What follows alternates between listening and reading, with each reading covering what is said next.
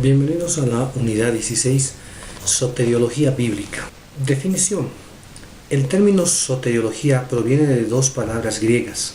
Soter, que significa salvación, y logos, tratado, palabra, doctrina. Es decir, que la palabra soteriología vendría a significar tratado acerca de la salvación. Es la doctrina bíblica dentro de la teología sistemática que estudia la salvación. Soteriología entonces es el tratado de la salvación.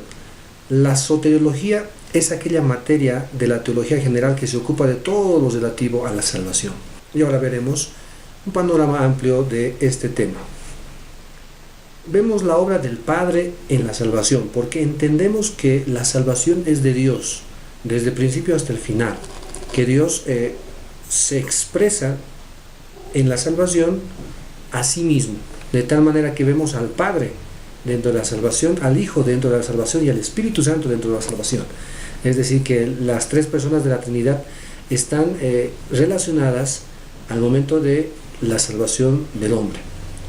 En primer lugar, entonces, la obra del Padre en la salvación. Esa salvación planeada y decretada por Dios el Padre se realiza en el tiempo y la historia a través del Hijo. Y luego se aplica en nuestra vida personal, en nuestra experiencia subjetiva, en la vida de cada uno. Por lo tanto, es el Padre quien dentro de su voluntad soberana prepara el plan de salvación para nuestras vidas. Primeramente, vendrá en nuestro espíritu, dándonos un nuevo espíritu, dándonos vida.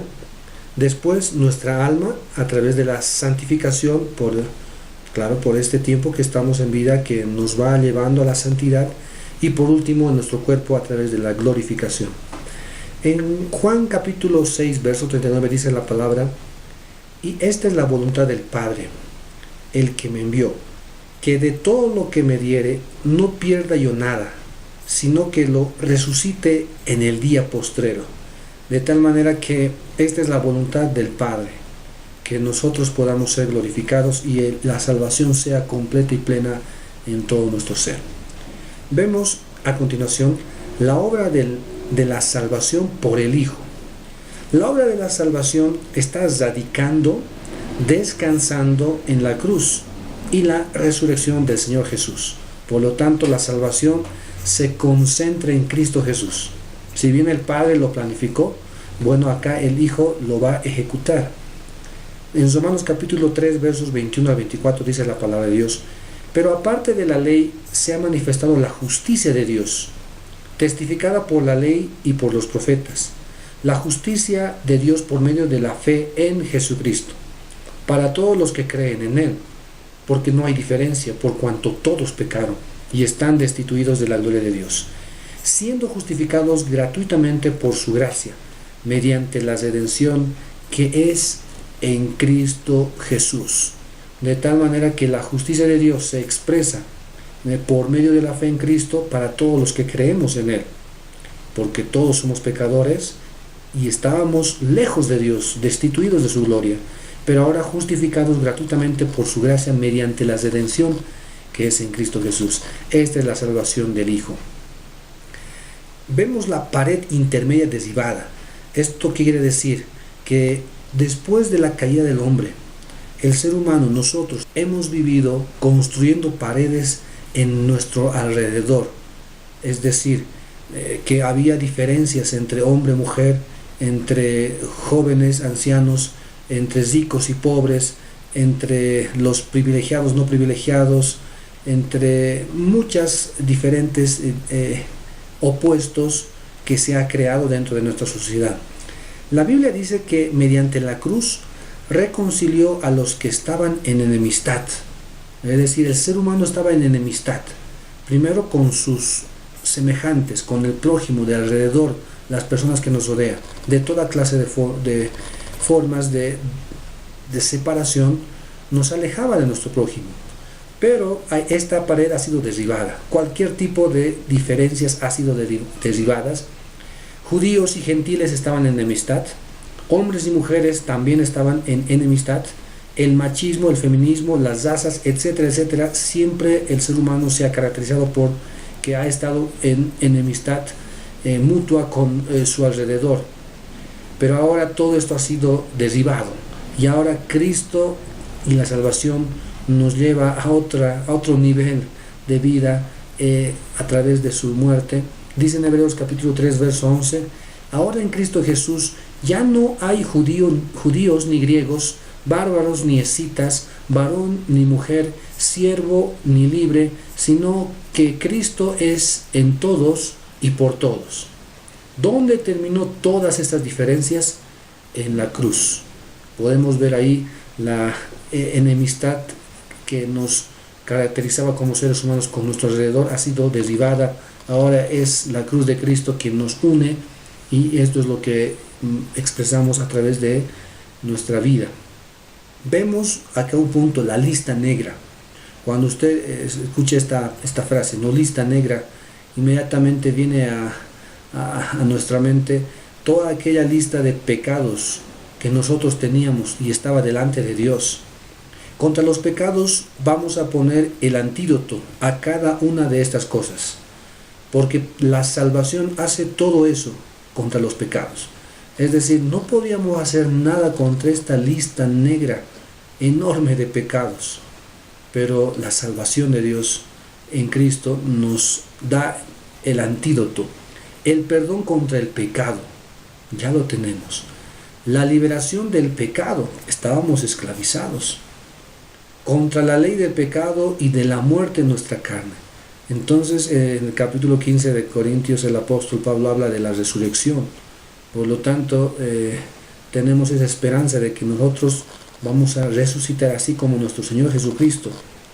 En nuestros miembros, en los miembros de nuestra carne, la ley del Espíritu de vida en Cristo Jesús, todo esto ha sido cambiado, ha sido renovado. Por lo tanto, somos nuevas criaturas. Colosenses capítulo 2 versos 13 y 14 dice la palabra: y a vosotros, estando muertos en pecados y en la incircuncisión de vuestra carne, os dio vida juntamente con él, perdonándoos todos los pecados, anulando el acta de los decretos que había contra nosotros, que nos era contraria, quitándola de en medio y clavándola en la cruz. Mire, la lista de nuestros pecados, la lista negra, ha sido quitada y puesta en la cruz del Calvario, de tal manera que el perdón nos alcanza total y completamente, de tal manera que ahora estamos libres de todo tipo de juicio y condenación. Vamos a ver conquistas del Señor Jesús en su obra expiatoria. Vamos a resumirlo. Usted tendría que, tal vez con ayuda de algún diccionario bíblico, ir estudiando cada palabra. Nosotros lo vamos a hacer de manera rápida, concisa. Conquistas, por ejemplo, la salvación. Ahí entendemos, ¿verdad?, que la salvación, la vida eterna que tenemos en Cristo Jesús. También tenemos el perdón de todos nuestros pecados, no solo los de ahora, los pecados pasados, aquellos que son presentes y los futuros, de tal manera que tenemos el perdón total. Liberación, estábamos esclavizados a la voluntad del enemigo, porque él se había apoderado. Nosotros quedamos libres de eso. Propiciación, presentamos una ofrenda propicia, única, perfecta a Dios. Esto es en Cristo Jesús, su obra redentora. Tenemos la redención, es redimirnos, es rescatarnos de donde estábamos atrapados. El enemigo nos había apresado desde que engañó a la mujer y Adán desobedeció. Desde ese instante el enemigo se apoderó del ser humano, pero ahora somos redimidos, somos reconciliados. Una conquista del Señor en su obra en la cruz es la reconciliación. Como habíamos dicho, esta reconciliación que hace referencia de nosotros con nuestros semejantes, con otros seres humanos, pero también la reconciliación con nuestro Padre Celestial. Hablamos también de otra conquista del Señor Jesús a través de su obra, es la justificación. Quiere decir que somos declarados inocentes, sin culpa, porque Cristo ha pagado ya en la cruz todos los pecados y toda nuestra justicia viene de Él. Por lo tanto, somos declarados inocentes. Otra conquista es la santificación, de tal manera que en este tiempo es el Espíritu Santo que nos lleva a la santidad, que nos va cambiando, renovando cada día. Vamos dejando atrás todas las cosas que teníamos en nuestra forma de vida sin Cristo, sin Dios, pero ahora vamos en pos de la santidad. Todo esto proviene de la cruz, pero también proviene de la resurrección.